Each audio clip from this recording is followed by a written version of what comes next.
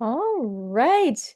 Good morning, everybody. Welcome to our final virtual demo day event of 2025. Thank you all so much for being here. We are so excited that you are here to join us, that we get to see your amazing inventions that you've created for social good. My name is Carrie. I will be the MC today. What my role really is to help move things along. If you have any questions, I'm joined by some of my amazing coworkers today. I see Alexis and Mike in the room. So if you have any questions, feel free to message us during this. But we are so thrilled to have everybody here today for our final demo day. We know that you have been working really hard throughout the program year, meeting with your community partner, thinking about how you can create something to assist them, involving them as stakeholders during the process, and really create for social good and make that impact. So to our students, our learners, we see you. We are so inspired by the creativity that you have demonstrated, the heart, the empathy throughout this entire process.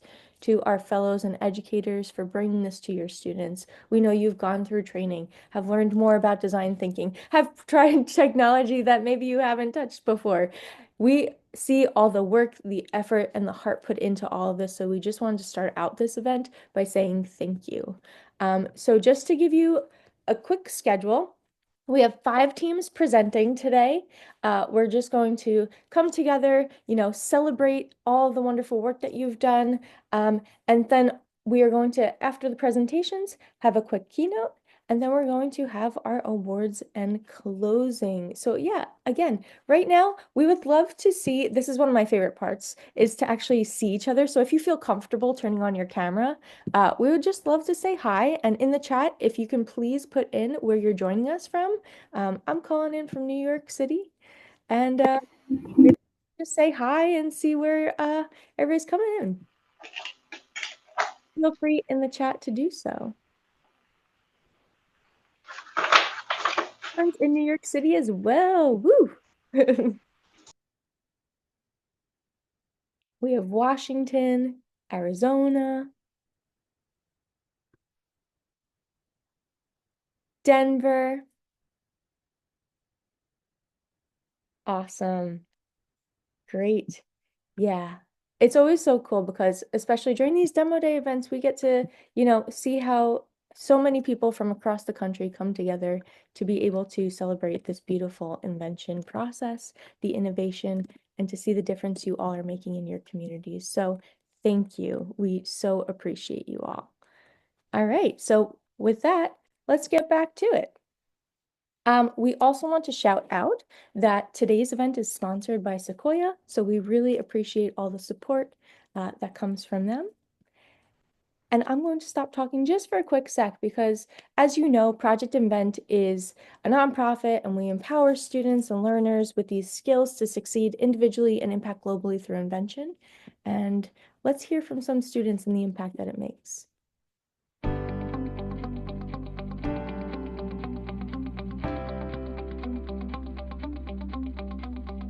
Hi, I'm Samhita. My name is Maximilian Chavez. My name is Carmelita Lee. Our product for today is for children with autism because they find it extremely hard to identify their emotions and cope with stress. We created the Beta Band, which is essentially a headband. It reads your beta waves, which fall in between a certain low and high beta wave. And if you're outside that range, then your brain is not acting as a normal brain. Project Event has definitely impacted my sense of teamwork. I can collaborate a lot more with my peers, have that design thinking into mind. How can we target our users and have the best influence and the greatest impact on their lives? Working and coding and doing all that stuff, it gave me a chance to be familiar so that I'm not as intimidated going into college. And it's actually made me a lot more excited for freshman year of college. We've definitely opened our minds up a lot more, and we've learned how to cope with maybe our product not working and still learning from our mistakes. Having interacted with people who are on the spectrum, young adults and little children, and seeing what they go through and understanding their experiences, and then being able to put that into a product, engineer something, and then see that truly affect them and help them. A lot of people try and create products for people that they don't even they never even talked to before. So we had a lot of things that we thought would be good, but after talking to people who actually use wheelchairs, they were like that like we don't have problems with that. So it just like you really should talk to people and get to know them before you like make assumptions about things that they struggle with. I think the impact has been huge, and it's changed my outlook towards educate for project-based learning and education a lot actually. The reason is because prior to Project and Invent, I focused a lot on just developing technical skills and having the students learn laser cutting, 3D printing, soldering, sort of for the sake of learning 3D printing, laser cutting, and soldering. But working with Project and Invent and anchoring these technical skills to a real-world problem has really, I think, made the learning experiences more meaningful for the students so that they understand what the application is, and has helped with retention and student involvement. It's been really great. None of these girls came into this project thinking that they were inventors or makers, or that this kind of thing was something they even wanted to do. All of them, I believe, have been radically transformed just by this idea that the world is invented, right, and designed, and that they can participate in designing that world, right? I watched them gain confidence interviewing people, really understanding and delving into design thinking and human-centered design. I watched them struggle through prototyping and then succeed and feel really empowered by that. We have 4 women here who are ready to take on the world and change the world with the invention that they're making, and this is not something that they would have even considered doing like in September of this year. It's been really amazing like being able to turn a problem into a solution just through engineering. And so I think like Project Invent has taught me that anything that you see out in the world, if you think there's a way that you can fix it, it's totally doable, and that there are resources out there and people out there willing to support you throughout the journey. This is bigger than just us.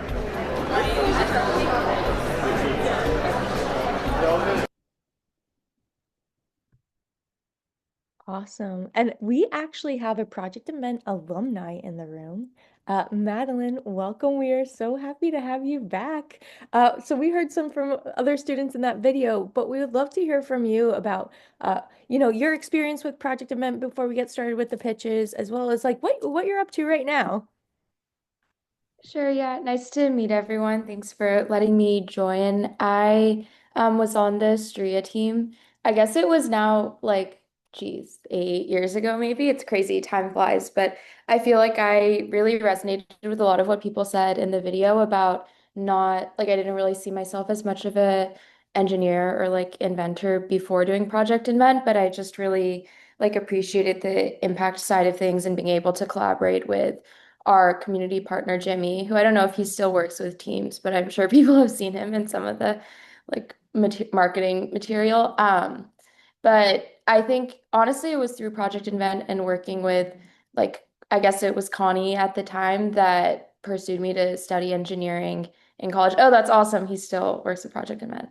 Um, and I think it like pushed me and a lot of my teammates to end up studying different types of engineering through college. And then I was an engineer for a bit, like in big tech. I graduated college last year, but I recently quit and am now working on my own company with a friend actually from high school. So I really think that Project Invent helped give me like the confidence and conviction to be able to do so and to be able to pursue like impact focused work instead of like, yeah, other routes. So excited to see what everyone is up to.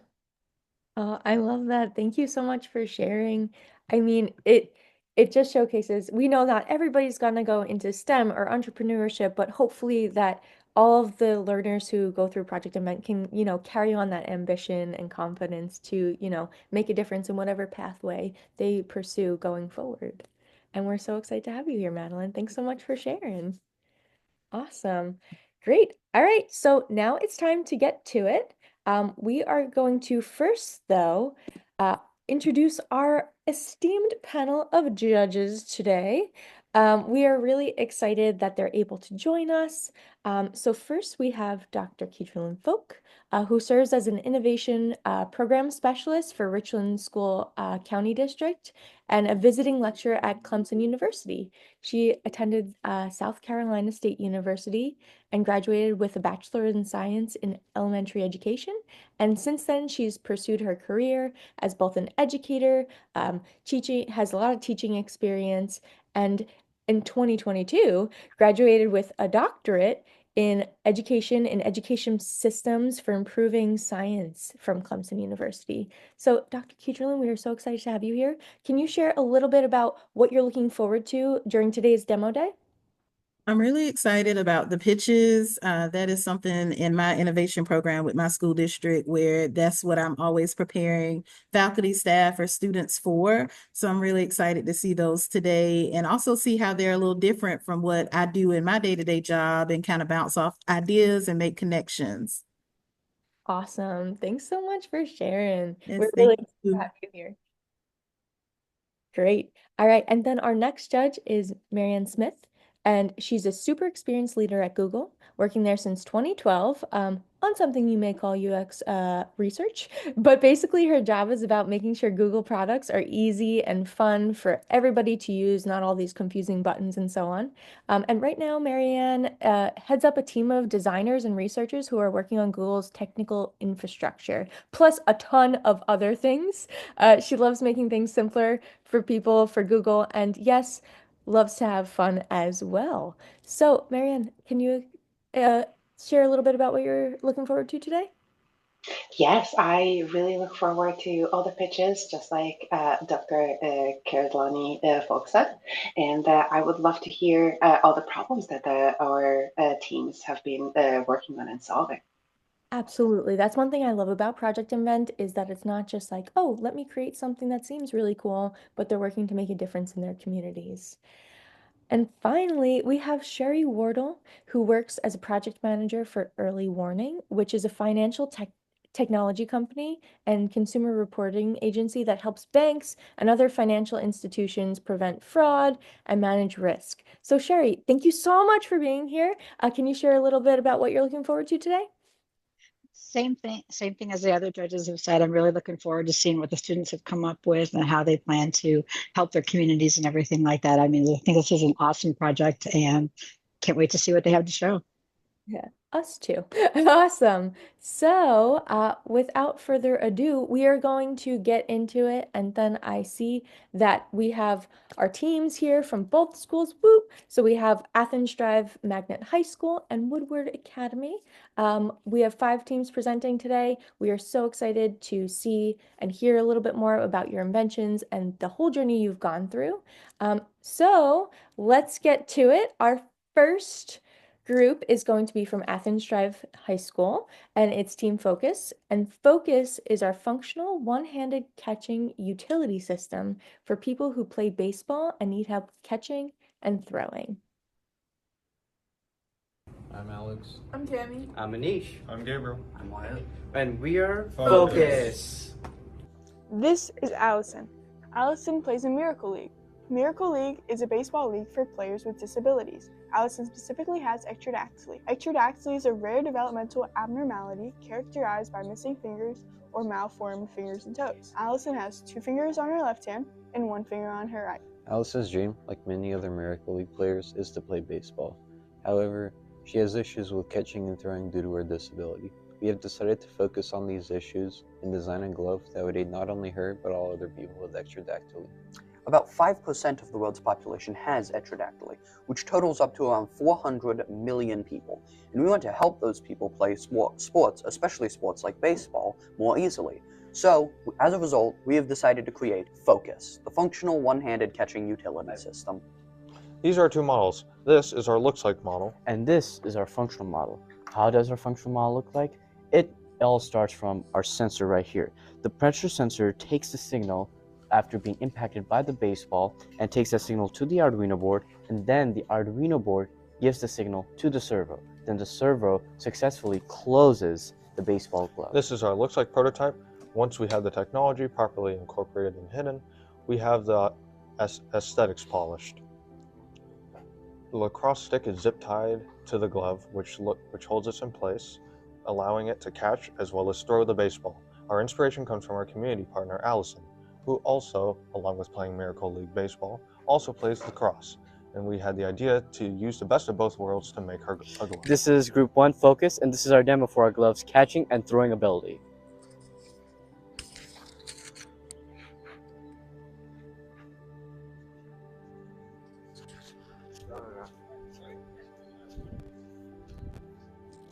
Some gloves can't deliver what we have, but our glove are suited to have better adjustability than the other brands because we can switch metal rods to fix a point in glove where some people have fewer digits. We have a better prosthetic mid glove because we deliver a one-of-a-kind glove that not only can catch a ball with a built-in prosthetic but also throw a ball. How does our glove throw the baseball? We took inspiration from a lacrosse stick thanks to our community partner Allison, who mentioned that she plays not only baseball but also lacrosse. This feature allows the user not just to be able to catch the ball with one hand and have fewer digits, but also to be able to throw the ball with just one hand. Compared to some of the hand gloves from our competitors that help users to be good at baseball, our price for the product we are selling is estimated to be $60 to $75, which is way better than having gloves prices varying depending on specific model, quality, and retailer, which can go from $10 to $200. Our next steps and focus for Project Invent. So we're trying to improve our design and make it more lightweight and easier for people to use, not just for Allison, but for the 400 million people who have electrodactyly and who want to play baseball. And we want to receive feedback from the community as to what do they think about our prototype and do they think it'll be good for people who have disabilities. Especially we want feedback from the people who have disabilities. And after getting feedback, what can we do better with our prototype? And we would also like to reach manufacturers if we get to that point. We want to make physical products and see if it's beneficial for us, and we could use these physical products to test its functionality and its reliability.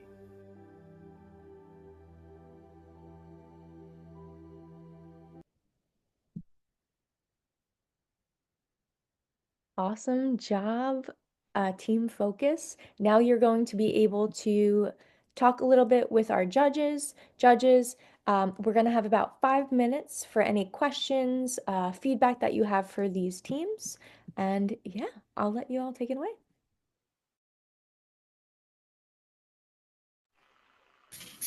Hi, team.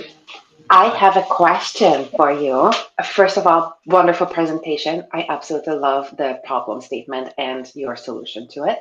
Uh, can you tell me about the time when you hit some kind of roadblock or something was really challenging and how you guys came over that situation?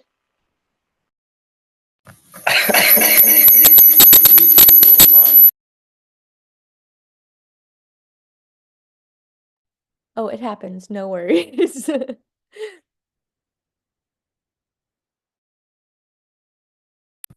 We did run into many problems. Actually, it was mainly the coding and the physical materials we had. We actually had a limited amount of materials that we could use and like figure out what to do with it. And one of our transistors were smoking. So We did have some issue with things overheating and producing some smoke. So unfortunately, we were not able to plug in and demonstrate our works functional model as a result without causing a fire hazard. But we were able to like make the prototype able to work in some ways. Also had trouble figuring out what we'd actually call the thing. We've gone through several designs for the logo and the actual name. Oh. Thank you. Really good answers. I'd love to hear a little bit more about the empathy work that you did to ensure that you were designing something that would be functional for the people that you were designing for. So empathy. We really I really like playing baseball too. Actually, I've played baseball before myself. It's just that I also have had pretty much difficulty playing with the ball, throwing it and catching it too. But seeing Allison not being able to throw the ball and catch it easily with the baseball glove itself, we basically decided to make a prosthetic for her, which allowed her to catch the ball and throw the ball with just one hand, which made it easier for her. Right, absolutely. I love the competitive matrix that you all shared in your presentation. I thought that was really helpful for us to understand how your product is Teachers, please different pardon the from interruption. others.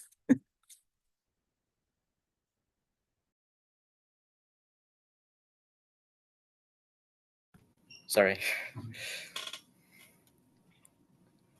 My question is what did Allison think of your prototypes? We actually haven't shown it to her yet. In the following next week, we're going to be showing her our prototype, and we're kind of excited about that. We're just waiting for her to see it. Okay. We had discussed plans with her at several phases throughout the design process, but we have yet to present her with the final product. Yes. Okay. I'm sure she is excited.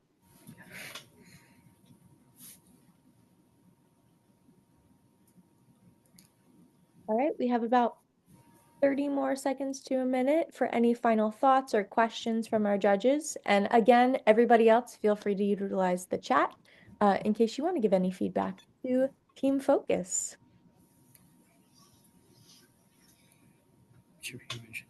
All right, cool. We will move on. Excellent job. We are so excited. That's a great way to start off this whole demo day. Awesome. All right. So next we have another team from Athens Drive Magnet High School called Jump It. And Jump It is an adaptive jump roping device made for people with hand-affecting disabilities. Hello, Project and Event. My name is Dylan. My name is Maya. My name is James. I'm Jamie. And we're Jump It. Jump It is an adaptive jump roping device made for people with hand-affecting disabilities. We developed this idea based on our community partner, Allison. Allison is a Miracle League baseball player with a condition called ectrodactyly. Because of her condition, she has 2 fingers on her left hand and only 1 on her right. Some of her hobbies include the aforementioned baseball, lacrosse, and running a soap-making business. Along with her hobbies, she's mentioned wishing to be able to jump rope, and hence the idea of Jump It was born. Jump It works by having an electronically controlled tightening mechanism that straps to one's palm, as well as the handle of a jump rope. The motors are housed just below the box on top, which holds the microcontrollers. For the mechanism, we created a custom PCB board that controls the tightening and loosening of the hand strap. It uses a push-button and transistor-based H-bridge circuit in order to control which way the motor spins. When pressing one button, the current will flow through the positive terminal of the motor and out through the negative, spinning it clockwise. Pressing the other will do the opposite, in through the negative and out through the positive, causing it to spin counterclockwise. The concept of Jump It is something that hasn't been realized yet in any other products on the market. There are other adaptive jump rope products, but none of them have the same level of accessibility that Jump It does. None of the other accessible jump ropes on the market have an electronically controlled tightening mechanism. That means that there are still demographics that are left out. Because of Jump It's high accessibility, a significantly higher number of people will be able to utilize the product as compared to some other products. However, why does this matter? Jump roping can be a very social activity. Middle schools, elementary schools, and high schools all utilize jump rope as a fun exercising activity or just something to do in their free time. And with Jump It, it not only gives people with disabilities the ability to jump rope again, but it also gives people the ability to utilize our system with effortless needs. Thank you for your time, and we've been Jump It! Hi, Team Jump It. Excellent job. All right, so we are going to start your Q&A with the judges. Judges, take it away.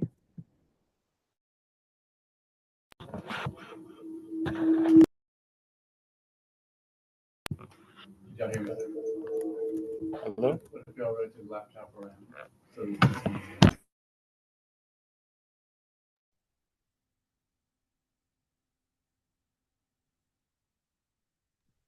A little readjustment, a little more light. No worries at all. Oh, there we go. All right, Team Jump It. Now it's time for your Q&A with our judges. Okay, thank you. Yeah. So just a quick question. So how has Allison used the jump rope or you tried it? And what does she think of it? We haven't shown it to her yet. We're actually going to be showing her our prototypes when it next week, I think. Okay. So I'm sure she's been involved along the way. How has she felt about it and everything like that? yeah, I mean, it's definitely been some ups and downs, but she generally likes the idea, and the system that we have kind of coming out from it, especially when we explain to her the concept. And so far, we have a lot of those systems being made, and they are coming together.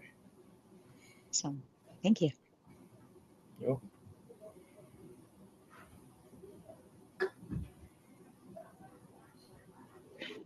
Okay, I'm going to do it.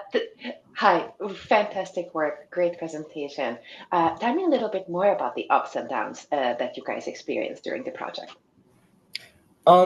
Initially, it was like their biggest issue with the actual motor controller was just figuring out how to get it to actually turn both ways, which is why we went for the H-bridge transistor system. And also, we are trying to incorporate another system that utilizes a digital display to kind of count the amount of jump ropes that you do to be able to make it a little bit more engaging and fun. Um, and I mean, the biggest thing is just overheating parts. With certain systems tend to overheat, so we're kind of trying to mitigate that right now, at least with the digital systems. But right now, the motor parts are actually working. We also had so other groups, they did baseball gloves, but we were the only group that like wasn't doing baseball gloves. So like towards the beginning, she really only talked about like what she wanted in a baseball glove, because we kind of struggled with her first few interviews because we didn't know what else she wanted. So for our initial idea, we had some like trouble coming up with something different. Thank you for sharing that. Yes, I would love to kind of piggyback off of that because my question is going to be about empathy. That's my favorite part. So as you were doing that empathy work and speaking with your user, how did you all kind of manage trying to figure out what to do for her that wasn't a baseball glove, or did you practice any specific empathy skills to develop Jump It? I mean, initially when we first started the interview, again, it was a lot more angled towards the actual throwing and catching systems, such as Jump It and the other group that's actually about to go up. But then later on, we started, like we were able to start getting a little bit more one-on-one time, and we mainly were just focusing on keywords and key things that she wanted to do.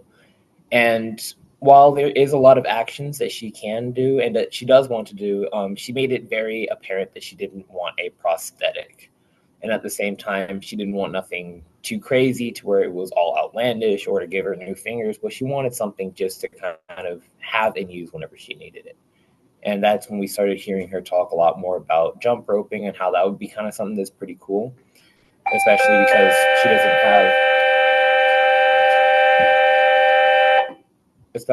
she doesn't have fingers, as you saw from the images. She actually had two fingers on her right hand and one finger on her left. So I actually wanted to create a system that was based around that. And we kind of worked with her and alongside our group members along the way. Awesome. Thank you. Thank you.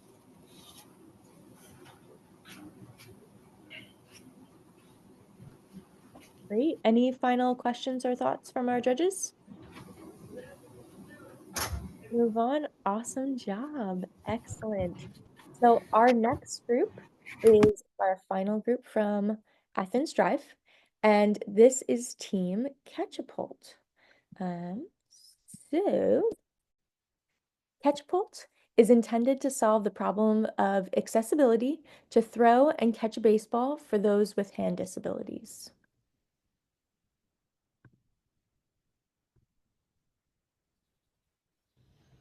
Alison Snyder is our community partner. She is a high school student who is affected by a condition called ectrodactyly, a congenital condition that affects both hands and feet, often leading to deformed or missing fingers. Alison is also a Miracle League player and she is very passionate about playing baseball. However, with her condition, it also comes with its challenges. However, ectrodactyly has caused her fingers to become incompatible with the standard baseball glove, which makes it especially difficult for her to catch and throw the ball during baseball games. As she puts it, a standard baseball glove doesn't really fit my left hand, and I can't grab the ball with my right hand to throw it to second base. As she needs to use both arms to catch and throw the ball, Allison realized that the standard baseball glove was not accessible for players with ectrodactyly or any other genetic condition that may impact the hands. Our invention, Catchpult, is intended to solve just that. With Catchpult, players with extradactyly or missing digits in general can attach this product to their standard mitt via Velcro straps and use it to catch and throw the ball during games. So how does it work? When the wearable on and off switch ring is flipped, the motors on the back of the attachment trigger and start to turn. These motors turn a chain such as those you see on bicycles, which enables the catching motion. When the switch is flipped again, the motors turn the other direction, and Catchpult is set into catapult mode. After the ball is caught in the closing motion, simply roll the ball into the catapult and launch. When using Catchpult, the adjustable straps designed to be fastened on the wrist and glove provide extra stability for the user.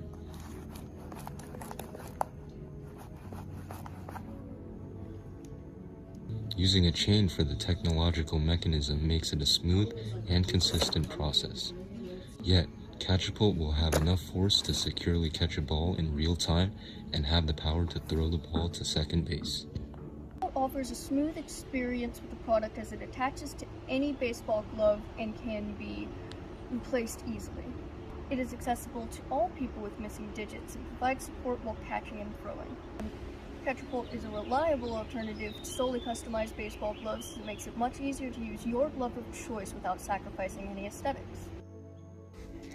In our competitor matrix table, we found that our competitors lack some important benefits that are provided by Catchpult.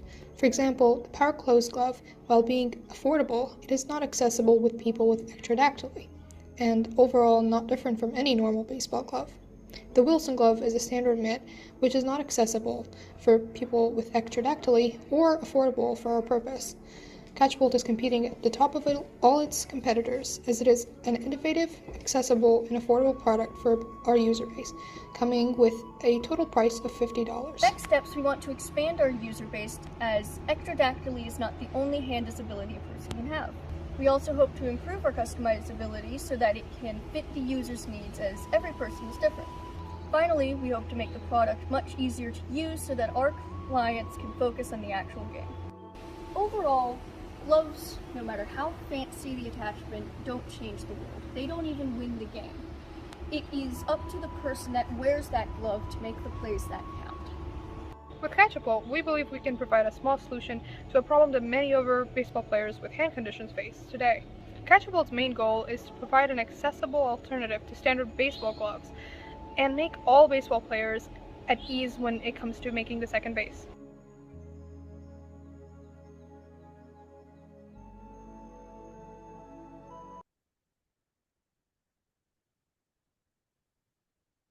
Awesome. Team Catchpult, nice job. And one thing I want to call out, I think it's really cool to see how all three of the teams from Athens Drive worked with the same community partner and came up with, these different innovations. So I'll be quiet and I'll let everybody else take it away. Great presentation and very nice solution. Thank you so much for doing that. Can you tell me a little bit about the time when you ran into some problems and the ways that you came over it? Oh, yes. So we've actually been through a lot here. So starting off, our group kind of had a lot of conflicts about the idea of going about the solution. And, it took a really long time to come to a solution that we all agreed on. But with the help of a visit to Lenovo, we got professional feedback from the people there. And it was really helpful for us to sort of agree on a solution.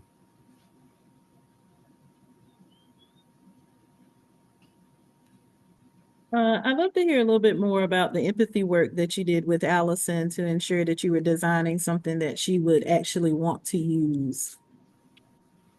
Yes, so about empathy, we put the quotes in the video, if you guys saw that earlier, and we really took into consideration Allison's wishes, which was to throw and catch the ball to second base.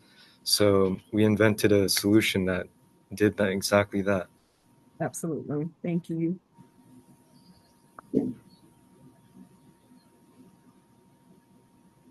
And then my quick question, as I've asked the other teams too, is has Allison had a chance to look at your demo and tried it out yet?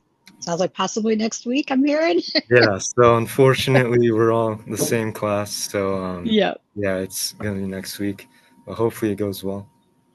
That's cool. Sounds like, I mean, she has been involved along the way, obviously, and I'm assuming she's pretty excited about it.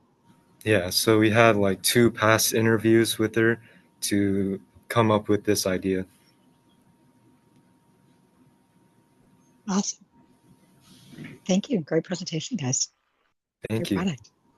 And I just want to ask, when you do have the opportunity to show it to her, will you all continue to work and redevelop and kind of tweak your prototype based on the feedback that you receive? Oh yes, so we will actually be working on this till the end of the semester, Okay. and unfortunately, we couldn't get any technology aspects on our prototype, but we do have a second stage prototype here, which better represents the product, which I wish we could put in the video, and I hate to bring this up, but my group has been like, sort of in and out. Like they're all seniors, so they've got to go to this protocol, and yeah, I'm kind of holding this group together. So I'm trying my best, but this is what we have here, Okay. and it just represents the product a bit better. But yeah, Thank sorry you. about that.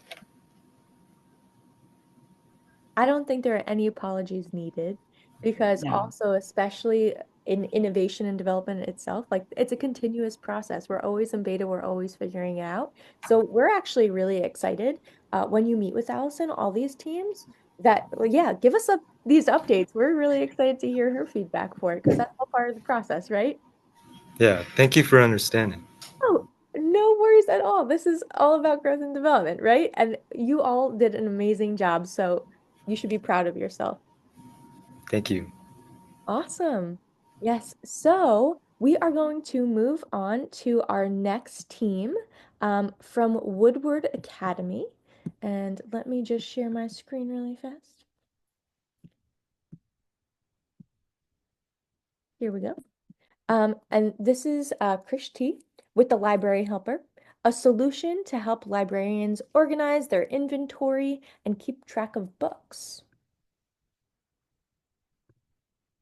Good evening, everyone. My name is Chris Tripathi, and today I'm excited to present my Project Invent solution, the Arduino-powered Library Helper. This device is meant to help librarians effectively organize inventory and keep track of books. And today, this is a brief overview of what I'll be talking about today. First, I'll begin with the problem statement, then the community partner, third, the solution, then the product features, and fifth, the competitor matrix. And lastly, I'm going to talk about future steps. This is about me. I love using my technology skills in programming as well as hardware, such as using Arduinos and helping the world around me. And this is why I decided to do Project Invent, because it gave me the opportunity to use my Arduino skills and making something meaningful to help my community. The problem statement is librarians need a simple and accessible way to organize books without relying on outdated or expensive systems. Therefore, I decided to make an Arduino-powered system to help track books by using ISBN numbers. And thus, this empowers librarians to manage inventory more efficiently. My community partner is Miss Haber, who's a librarian at Woodward Academy. And after discussing Project Invent with her, she described some issues in the library, such as loud noises during study time because students are being social that time.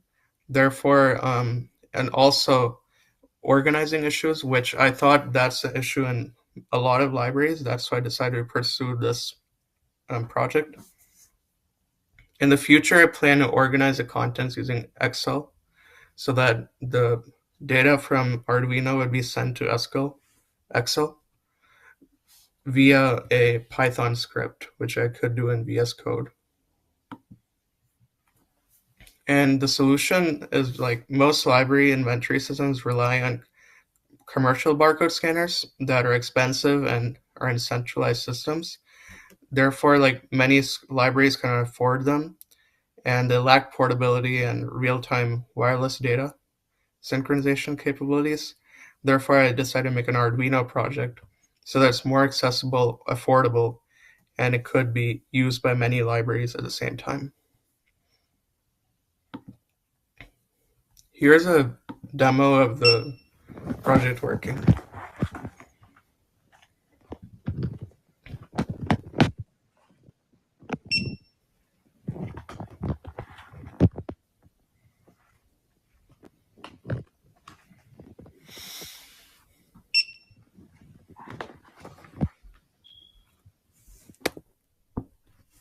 Since the video was not that clear, I took a screenshot of the program while it was running and put it here so you could see the ISBN numbers being ordered. Next, we're going to talk about troubleshooting and debugging, because while I was building the project, I noticed that the data from when the books were being scanned was not being sent to the serial monitor in Arduino. Thus, I decided to check the wiring, and I realized that I put the TX wire in the wrong place because I should put it in Arduino pin 3, but I put in pin 4 by mistake. Therefore, this taught me to double check both the hardware and code together when troubleshooting. Here's a competitor matrix. So competitors like QuickTrack Pro, which is a barcode scanner, they're significantly more priced, and they have user interface which is like confusing for librarians to use. Therefore, my Arduino is more cost um, efficient because it's roughly $40 to $50, and it has strengths like it could be used in offline capability because of the Arduino app, and it's a simple system to interpret for librarians. In the future, I plan to create a 3D printed case to enclose the wiring from the device and to use batteries to power the Arduino so that it does not have to be connected to a computer. Therefore, I've created an on-shape as in the screenshot below, and it would be powered by battery source. And I'm also going to integrate Excel so that the data would be sent to an Excel spreadsheet for future use. Thank you very much for your time.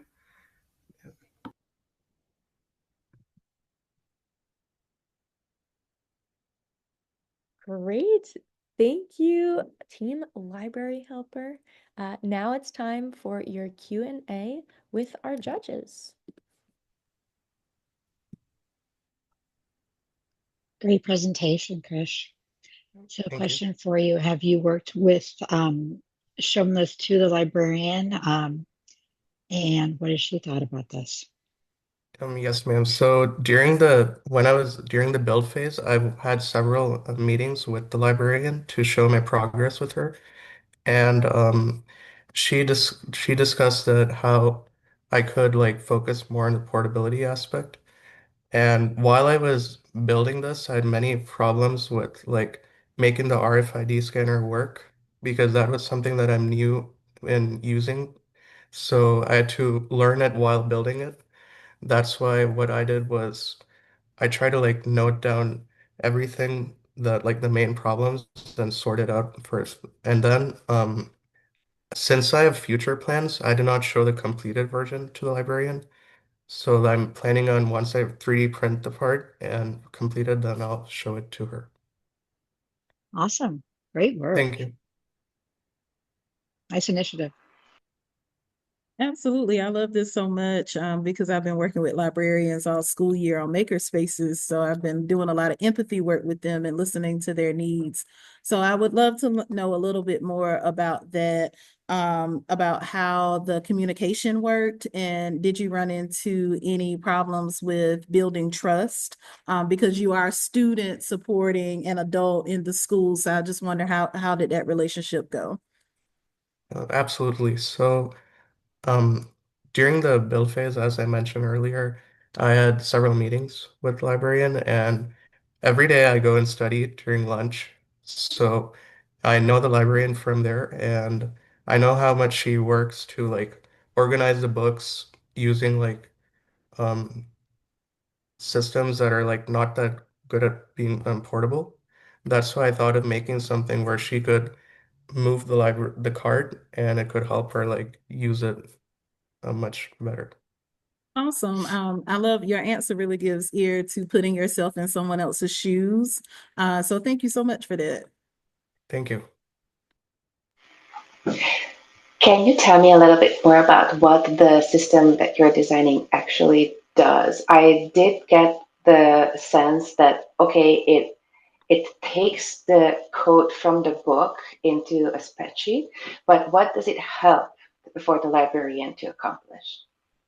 Absolutely. So what it does is it's once a librarian scans the books, it orders it alphabetically, the ISBN numbers, and then that can help her like know like organize and keep it stored in a spreadsheet or Excel so that she could use it for future reasons to like track inventory and order the books.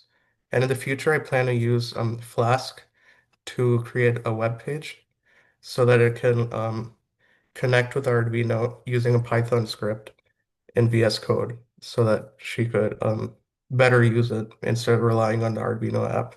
That's why I'm also going to use the battery. So it's going to be battery powered and it'll so that she doesn't have to use a USB cord.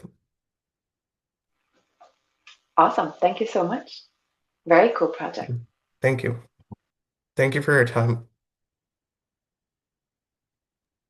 Great. I think we have, out of our 5 teams, 4 amazing teams so far, and we're going into our 5th amazing team.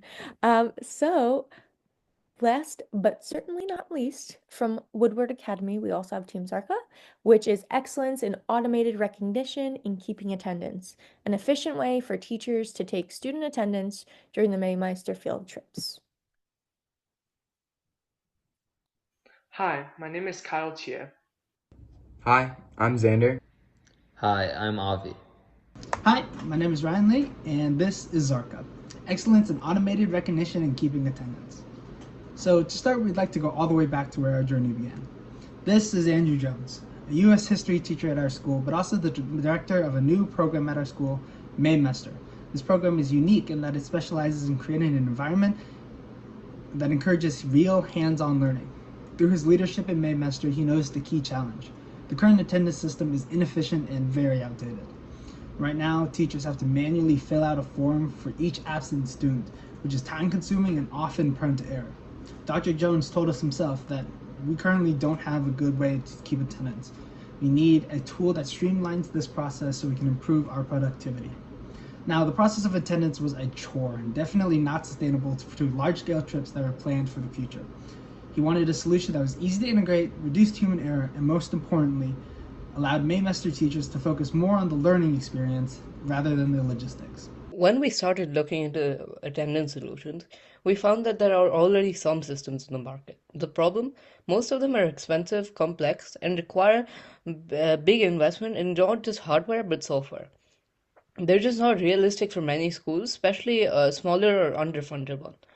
The lack of access creates a serious gap, not just in tracking attendance, but in ensuring student safety. If we can't reliably confirm who's on a trip and who's not, it opens the door to confusion and risk, especially during emergency situations. After working with Mr. Jones, we designed a solution that was both cost-effective and accessible. Instead of starting from scratch, we took advantage of what our school already had: student IDs. At our school, for example, students already use ID cards to access building and printers. Our system built on that existing infrastructure by allowing students to scan those same IDs to mark attendance. First of all, we have seamless connection, because students can scan their ID cards to a mobile or fixed scanner when boarding a bus or entering a classroom, and the Arduino will automatically log the student's attendance in real time and send information back to a central system which is accessible by teachers and staff. Second of all, we have a front desk co-op. Our user-friendly interface allows the front desk to add, view, and edit notes besides each of the students' names, making it incredibly convenient. And these notes are easily visible to teachers on trips, making sure that everyone is taken care of correctly and efficiently. Third and finally, we have easy integration. Our system is easy to integrate into our school's pre-existing system, and students can be easily assigned to teachers and courses for the Maymester term. This accelerates the process of assigning students to the correct class without the need of consistent manual entry. Next, we wanted to show how our system compares to two existing on-market student tracking solutions. ZPass, for example, uses RFID scanning to collect ridership data and a solid mounting system. It's a proven product that helps school districts. However, the major issue is the cost. In the case of Spokane Public Schools, it costs around $75,000 to cover 300 students. For a school our size, the price might be double that price. The price alone makes it a difficult investment. Furthermore, because it is primarily built for tracking students on buses, it doesn't adapt well to other use cases like daily classroom attendance. Similarly, Ride 360 offers a broad set of features including bus tracking, live GPS, and a connected mobile app for real-time visibility. While we couldn't find any accurate pricing for this product, Ride 360 can still be an expensive product. Additionally, while the features mentioned are helpful for some districts, they're also overbuilt for what we actually need. In contrast, our product, specifically built for our needs in mind, is simple and functional. It includes an RFID reader, a simple mounting system, and a live connection with the front desk for real-time updates. It's versatile enough for buses, classrooms, and field trips, and it builds off tools our school already uses. The price for our product is around $30, including all aspects of creation. Ultimately, our product's goal is to keep prices drastically more affordable and scalable for schools that need a lightweight but powerful solution. Before we end off our slides, we wanted to discuss what we would improve if given more time and resources. First, we would like to take the integrated GPS tracking we saw from existing products. With more development time, we could build a lightweight GPS module into our scanner units. That would allow administrators and possibly even parents to track the exact location of buses during field trips or regular routes. It adds a layer of security and visibility that makes it easier to respond quickly in case of delays or emergencies. Next, we'd love to expand on ridership analytics. Similar to what ZPass offers, we would like to include a system that collects data to show various patterns that appear during trips. With our own version, we could track peak boarding times, frequent absences, or unusual travel behavior. This would help schools optimize routes and the amount of buses needed. Lastly, as our product becomes more complex, we would like to include features that improve user access and control. Currently, everyone has a similar view, but in the future we would like to include customizable permissions and profiles. An example of this would be a bus driver. While they would need to see which students are checked in, they wouldn't necessarily need access to the management behind it.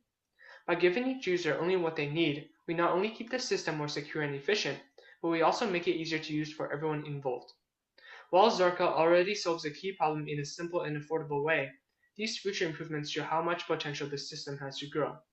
With more time and support, it can evolve into a powerful all-in-one platform for school safety, data insights, and communication.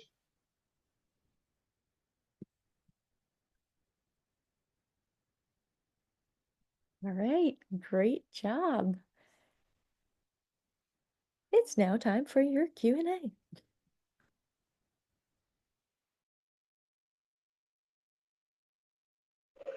Great job, you guys. This is a very exciting and interesting problem to solve.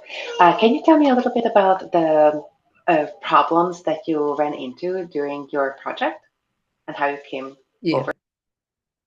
Sorry.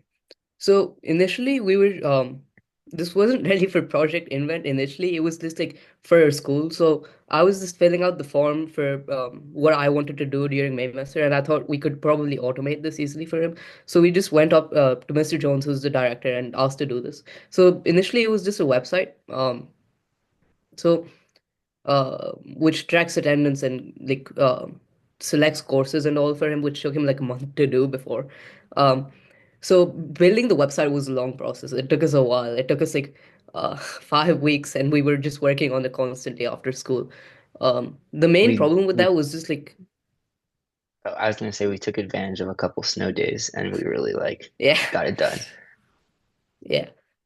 So the main problem was that was just like none of us had really used like Flask or a centralized system to track attendance before, and this also needed to be secure enough to actually be implemented in the school. With the actual product itself, none of us are really that uh, like hardware minded. I like kind of knew how to build it, but not really. And then connecting it to a central system was also kind of problematic. Thank you. So you guys were engineers running into engineering problems. Fantastic. Yes, I'd love to hear a little bit more about how you practice empathy through this. So, working with your community partner, how did that go? And do you feel like you designed something that they will actually use? So it has already been used for this school year. So it was used for this school year to track attendance and like give everyone what courses they were taking. Mhm. Um, but basically for the empathy part, I was just filling out the form during lunch with Xander and Avi. They were just sitting with me, and we just like random spur of the moment, I guess. Just we're wondering if it was automated or not. So during the same lunch period, we actually went up to him, and initially he actually rejected our proposal because I don't think we communicated it well enough to so he understood what we were talking about. But then eventually he came back to us the next day, and then we built it all. Awesome. Love to hear that.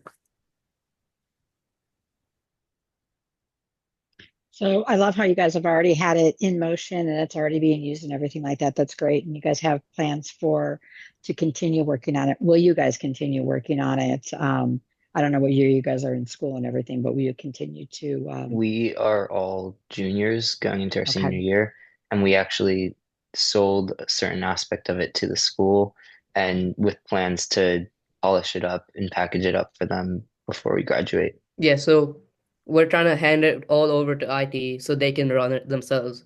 Um, yeah. And we already have talked about that with him, so we just need to package it up and give it to them basically. Is it something too that can be integrated to a mobile phone for them to use it on? Yeah, it's just a website, so it can be integrated to a mobile phone as We well. only sold part of the website, and then the add-on of the hardware component with the scanner that has come later, and we'll see where that goes as we continue to develop that. Awesome. Great job, guys. Well done. Thank you. Awesome. Thank you so much. I mean, 5 out of 5, right, for all these teams. So in chat, I feel like before we send our judges off to the breakout room, let's give everybody a round of applause, snaps, congratulations, because honestly, I think it's really wonderful, all the work and the creativity and the ingenuity that you all have presented throughout this process. And one thing that I want to shout out every single team for is continuing this, right? As we said, we're always in beta, and I love how every single team is like, okay, this is what we can go do next and continue to grow and learn and make these even stronger than they are, which they're really strong. So, congratulations, you all have done an amazing job. All right. So, I am going to send our STEAM judges into a breakout room, and they are going to choose 2 awards to be distributed in about 20 minutes or so. But as they go off into that breakout room, and yes, very, very impressive, I agree, we are joined by our keynote speaker, who I have the privilege of introducing. So let me just pull this up. So right now, as the judges go in to deliberate, Miguel Sosa Mardomingo, who's the VP of Sustainability and Acceleration Services and is with Capgemini, is here to share a little bit about their journey with innovation, empathy, community, and yeah, I will let you take it away, Miguel. How you doing? Doing very well. How are things, Carrie? I just caught the last end of that, and I never in my mind would have imagined that students are selling things back to their schools. So that just made me happy already. Right? I agree. Well, thank you all very much for having me this morning. Congratulations to you innovative leaders, to Jax, Mike, and the team, and community partners. And I'm holding up my diploma for y'all. So congratulations on graduating this particular program. I heard the last team are all juniors, which means we get one more year of your intelligence in high school. Congrats to that. And maybe just to help me understand, Carrie, if we can put up that first poll to just figure out where we have folks on from today. I just want to get to know. So if you don't mind, we're going to have this be very interactive. And for those of you that are joining us, if you can help me understand where you're coming from, that would be helpful. Oh, I see my home state of Georgia. What school is represented from Georgia? Woodward. Oh my goodness, Woodward, my rival nightmare. For those of you that are in the Atlanta area, I went to a high school called Marist, and Woodward clobbered us every year in football. So, okay, I already fear you all. That's great. And then from the folks in North Carolina, where are y'all coming in from?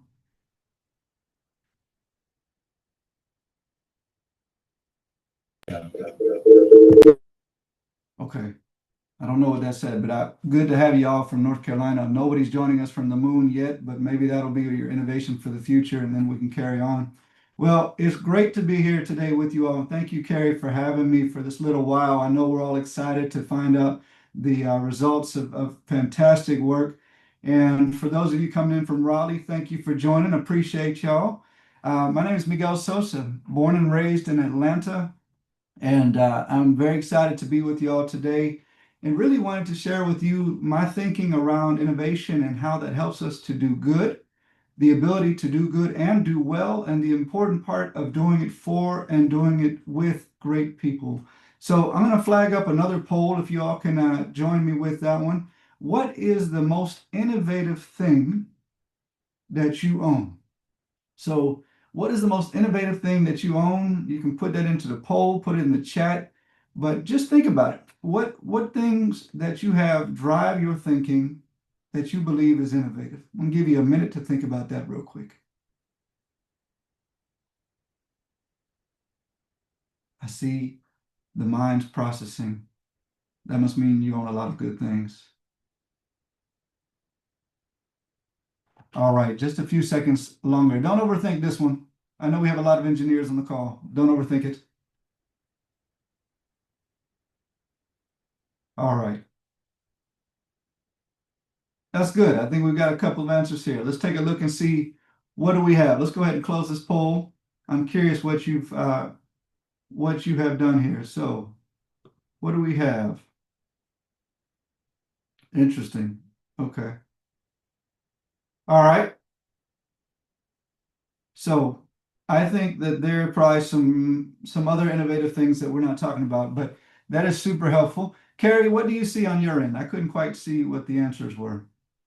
And if you didn't either, it's okay. We'll ask the team. Yeah, I'm just pulling it up right now. If anybody wants to unmute themselves and share what they submitted, just having a little tech difficulty. Thanks. You're all good. I'm going to call on people. So, Avi, I see your name out there. Oh, I see we have two Avis. Avi Goldschmidt, what is one of the most innovative things that you have? I said my iPhone. Your iPhone. Okay. And let's see. Another member of the team, Avi Agrawal, what is something that you own that is innovative if you're there?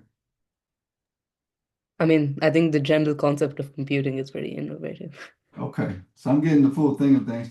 Well, let's go with that next poll then, Carrie, real quick, which is, do you own a smartphone? So let's see if we can get this poll up. Maybe this is a little interesting way to do it. So let me know for those of you that do. Okay. Oh my goodness. I'm not going to ask anybody's age, but I have to imagine that all of you were born right after or right when the iPhone launched. Yeah, we So have 100% here with iPhone or Android. right on, right on. Okay. So I want to take us back to 2007. All right. We're in 2007, which I'm assuming most of you were born right then or right thereafter. And right before 2007, and Steve Jobs gets on stage, I think late '06, early '07, BlackBerry controlled 95% of the smartphone market. And their vision was, let's take the keyboard, let's map it with a smartphone, let's give everybody the ability to have tactile keyboards and move it forward. And they were leading the pack. They had a vision for continuing this journey of creating small computers. And what they didn't see coming around the corner is what you all have in your hand today.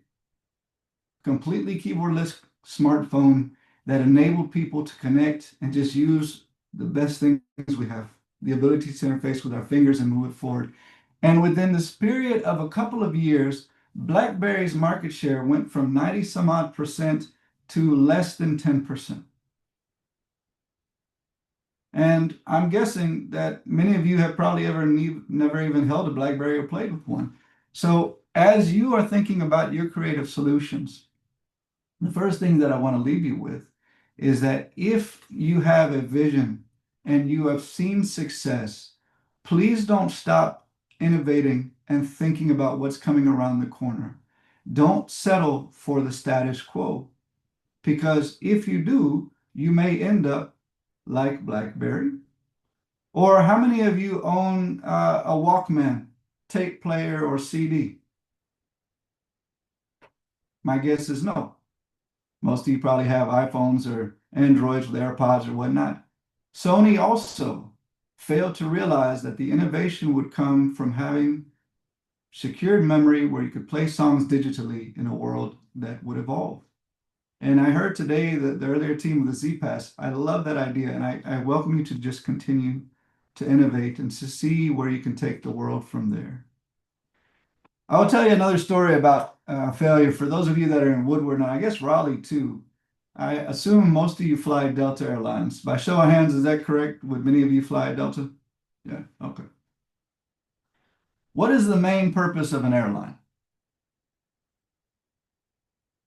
I'm going to pick on Avi again. Avi Goldsmith, an airline. What is the main job of an airline? To get you far quickly. Get you point A to point B from flying. So imagine what happens March of 2020 when COVID hits and nobody's flying. How do you think the airline was doing then? Not great. And for any of you that trade in stocks, Delta stock cut almost in half in less than 3 weeks. And so we're sitting there, the company's failing, and I was at Delta Airlines in charge of selling seats on a plane. That was my livelihood, and that was the livelihood of my city in Portland, Oregon. And it was really a dark time. We had failed in the sense that we no longer could do what we wanted to, and we weren't able to help people connect to the world and their communities and their families. My significant other was in Spain. I wasn't even allowed to go fly to see her. And instead of darkness, what I encourage you to do is don't lose hope, but instead figure out how to be empathetic to the situation and the people you're working with. Be curious, use that innovation that I've already seen in the last few minutes, and come up with ideas to solve a problem. So what we did is we went around the local community to try to find influencers that worked at companies who were willing to join us for what we called clean flights. And we brought them to the airline and to the airport. We practiced all of the safety protocols for COVID. We showed them how we clean the planes. We actually even let them clean the planes with us. Everyone had masks on. We were all wearing gloves 6 feet apart. But we wanted them to feel comfortable about coming back to the airline and to flying. And as a result of these ambassador trips that we did, Delta began leading the way on the return to travel for COVID and exited COVID as one of the more profitable airlines when it did. So again, when you're innovating and designing, and for those of you that are going into senior year and thinking about if you want to go to college and where you want to go to college, be thinking about the ways that when you face adversity, whether it's in your projects or picking which job to go to or figuring out how to solve a critical problem, take a moment, pause, don't get caught up in the failure. Instead, realize the potential that you have, realize the community that you have wrapped around you that can help you, maybe give you some thoughts about how to explore. You're not doing it alone, and go have some fun. And we did. We got up in the air, and it was really small flights with like 3 or 4 people. Not so great for the environment, but in an effort to try to bring back the world, we were able to do that and reconnect families and friends, which I find fun. And I'll share one more because I know that you have these mindsets around resilience and curiosity and agency. My grandfather in Cuba was one of the first inventors of cellophane, saran wrap. And we probably take that for granted. You order some takeout, you bring it home, you put it in Ziploc or some Tupperware. But back then in Cuba, there was no real way to preserve food for long periods of time. You could put it in a refrigerator, but there were issues with power outages and whatnot. So he innovated and created this saran wrap. And life was great. My mother lived in a good home. Cuba's beautiful if you've ever been. They were living great things. But then Fidel Castro took over the country and he nationalized what they had. And my mother, at the young age of 13, with her 8-year-old sister, had to flee the country. She came over to the US by herself with her sister, with no parents. And she had to start all over. She had to learn English, how to defend for herself, figure out how to come up with ideas around what to learn and what to study. And several decades later of training, she went to go to grad school down in Atlanta, Georgia. And she wanted to be a lawyer. And my goodness, would she have been a great lawyer. I've been trying to fight her my entire life, and I really rarely win. But the university told her that women could not be lawyers. Think about that. You've tried your entire life to fight oppression, learn, build yourself, be creative, seek agency, be curious about a topic. You finally make it, you've got the grades to do it, and a university tells you you can't be a lawyer because you're a woman. So instead, again, don't be hopeless. Think about how you can do good and do well with great people. She instead decided to dedicate herself to libraries. And for those of you that are in Woodward, she was one of the directors and leaders for all of the libraries in Fulton County and DeKalb County, because she believed that libraries were one of the last places that everyone, no matter if you were rich or less rich, had access to education, and that knowledge over material possessions were ultimately what were the most important things to have in your mind and in your life. So again, as you think about what you want to do, don't ever let someone crush your dreams. They may stop them and they may slow you down and they may turn you a different direction, but never be hopeless, because you all are the innovators of the future. We are counting on you. All of these gray hairs are trying to figure out how to solve sustainability for the world, and I need your help and creativity. So again, I think I've said this twice, but third time for importance. Don't ever be hopeless. You all have the ability to climb mountains figuratively and literally, push forward and have fun doing it. So I'm going to ask another poll to keep this train rolling. Carrie, if you can pull up the poll on, do you believe you can do good for the world and do well for yourself? So for those of you still with us on the chat, what do we think? Oh, I love the optimism here. Oh, I we're getting love the 100% here. I love it.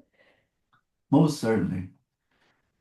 I gave a talk a couple of months ago, and I was talking about working in sustainability, and someone in the audience said, "Are you poor as a result of that?" And I said, "That's a great question." I think the notion out there was that if you are working in topics that are good for humanity, so if we think about working for nonprofits, if we think about working to help innovate your communities, that your ability to do well, and however you define that, is prohibited. And I stand to reason that that is not true. I don't believe that you should sacrifice one for the other. And in fact, I think you can actually do more. Those folks that have continued to invest in things that are good for society oftentimes outperform. I mean, up until recently, I think BlackRock, which was one of the few that was investing in ESGs, actually had one of the strongest returns of any portfolios out there for funds. So I'm glad you all agree, and I think that's fun. I'm going to ask you, I think, one last question today, and it is, what is the most innovative thing you have done? So I'm going to put that up, and I know that technologically we might not be able to capture this, so I'm going to call on you all. And for those of you I haven't heard from so far, if you don't mind coming off of mute, what is the most innovative thing you have done? I'll welcome any volunteers that want to offer an answer. And I thank you immediately, Avi and Avi, who have been my folks of telling me. Maybe I'll go to Tennille, if I can ask Tennille. And I hope I'm pronouncing your name correctly. Yep, Tennille. So I'm the teacher at Woodward Academy. I would say for me, the innovative practices show up in how I approach teaching. And I take a lot of pride and joy in identifying when, hey, I need to pivot and I need to approach a topic and a subject in a different way so that my kids are learning and it's sinking in and they come away with an ability to problem solve and approach problems, more strategically. I love that. And thank you for being a teacher and for clearly coaching an extraordinary team. That is wonderful to know. I can't wait to meet you one day. I'm going to ask one of, I think, your students. Krish, what's the most innovative thing you've done? The most innovative thing I've done was creating a financial literacy website that I made so it can help people better learn budgeting, taxes, and those things using interactive features. I wish I had known you when I was in high school, college, and or now. So thank you for what you are doing to help us stand up and be stronger. That's amazing. Thank you. Thank you for that. Anyone Thank you. else?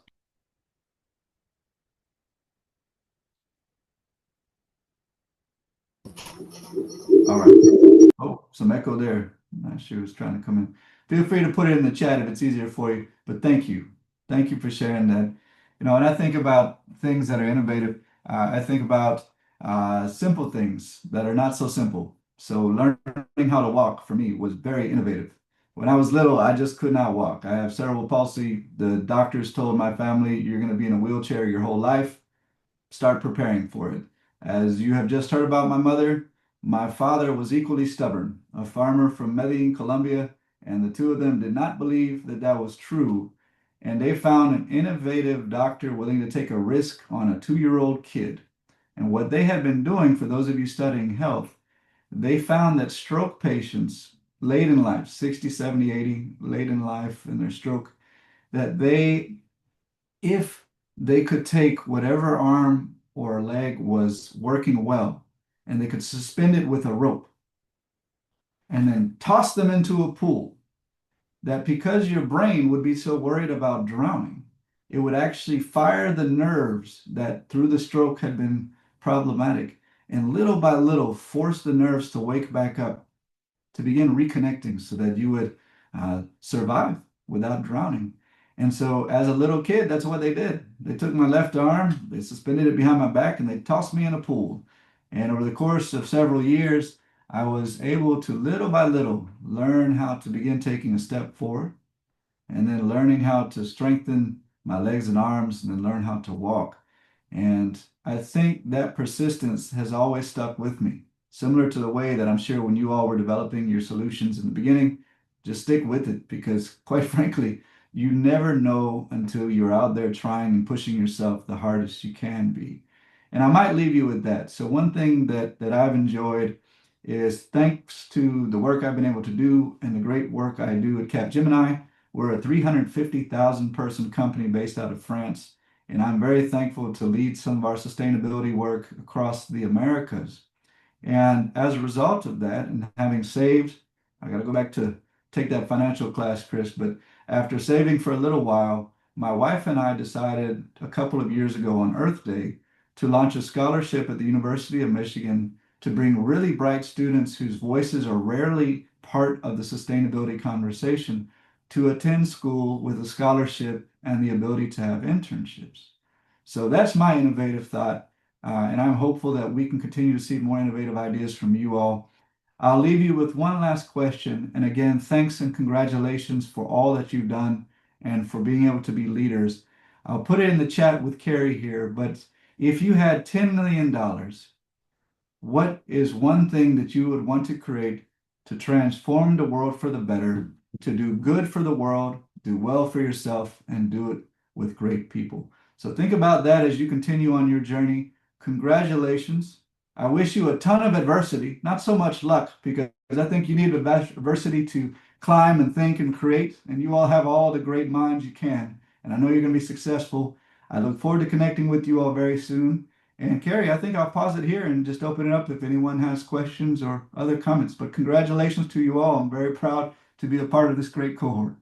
Thank you so much, Miguel. We so appreciate you being here, sharing all that insight, and I agree.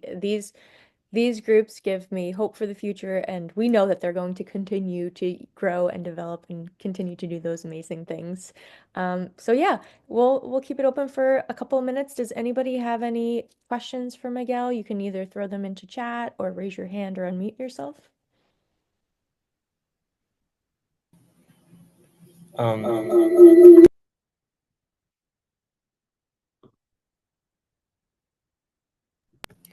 Uh, the $10 million question you were giving me, I think I have an answer for that.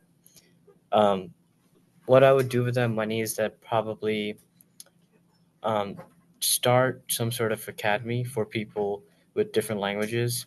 Because growing up, I was an immigrant here in America. The most difficult thing for me was to just understand people and talk to them. Because of that, I had barely any friends. I wasn't able to study at all. My parents were barely able to help me because even they didn't know English that much that I knew. So I really want to start an academy for people who just don't know English, period, and are immigrants from different countries around the world: Russia, China, Australia. Just I don't know where, but people who just don't know English, period.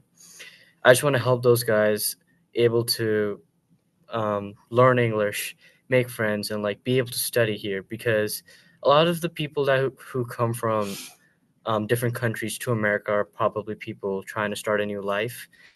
That's what my dad was here for. We did start a new life, but it was not difficult for me to grow up here. I just want just want another 7-year-old me who came here as an immigrant to have friends instead of being lonely and not able to do anything about it. I appreciate you sharing that, and I feel that. I feel that. I want to recognize you for that. I want to recognize you for what your family did, for what you've achieved. Uh, I love this vision. I love this vision. Uh, Reach out. You clearly are surrounded by great friends in this program.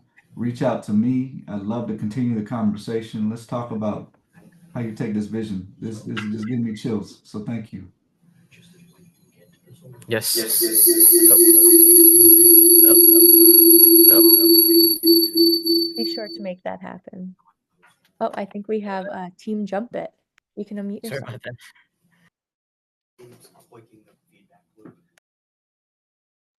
I see somebody has a raised hand over in the corner. Go ahead.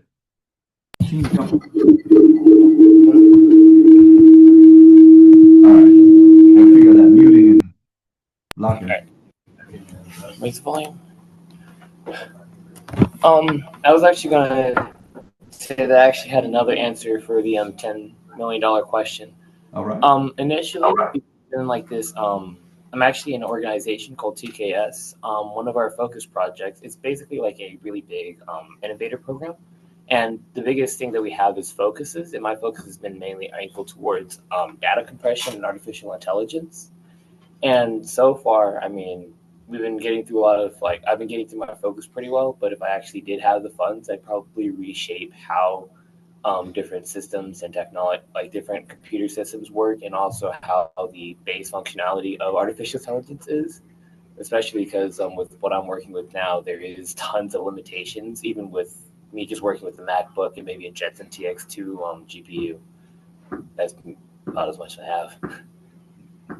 You know, that's you have a vision and you have a pathway technologically to do it. AI, of course, is transforming the way that we live, work, and play and think.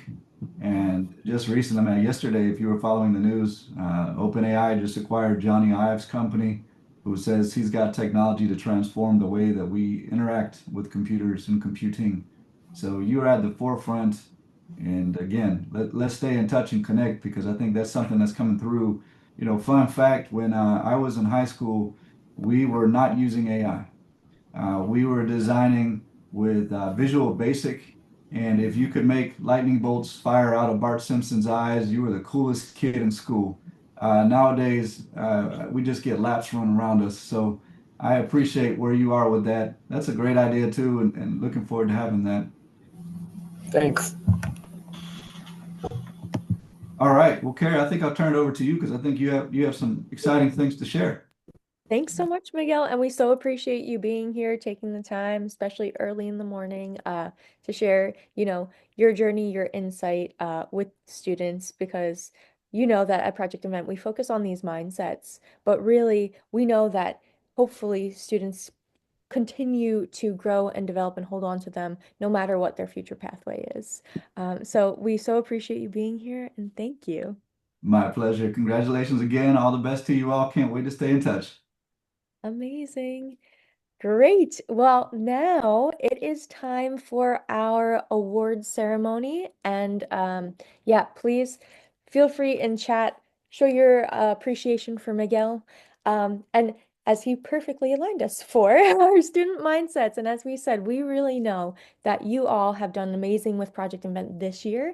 And whether or not you continue with Project Invent or whatever it may be in your future careers, education, being an active member of your community, we hope that you hold on to ambition, agency, creative confidence, empathy, resilience, and curiosity throughout your entire life. So, our judges, I know they were working really hard in that breakout room. They're going to give out two of these awards today. So, we're excited to see which ones to teams. And we have our Need Finder Award, which is it for a team that really listened to their user, so their community partner involved them as that active stakeholder. We have our Product Pivot Award for a team that overcame obstacles and had that perseverance. Our Explorer Award, which is for a team that prioritized learning, and our Moonshot Award, which is a notably novel or impactful idea. So I'm going to let the judges take it away. And they are going to announce which two teams are going to win those awards.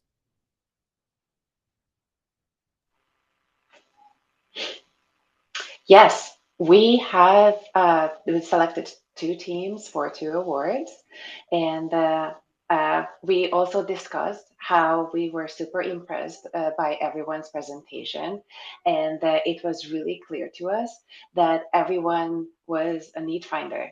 They all listened to the user needs, and they were all very empathetic to understand the community's needs and problems. I'm going to announce one of the awards, and then I will give my other judges the opportunity to announce the other one. We really thought that the one team developed a very notably novel and impactful idea, and we would like to award the Moonshot Award to Team Zika. Yay! Congratulations, congratulations. We were really impressed by the fact that they sold their ideas to the school already.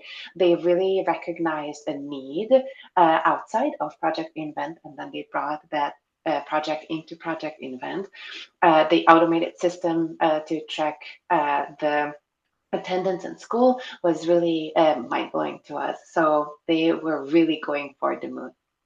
Congratulations! Excellent job.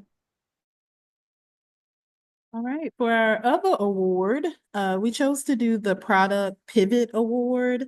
And this will be awarded to a team that overcame obstacles. And we chose the Jump It team. We chose you all because you all took it to another level by speaking with your community partner and designing something else that she would still benefit from, that she still loved, that she still wanted. So congratulations. Great job, Team Jump It.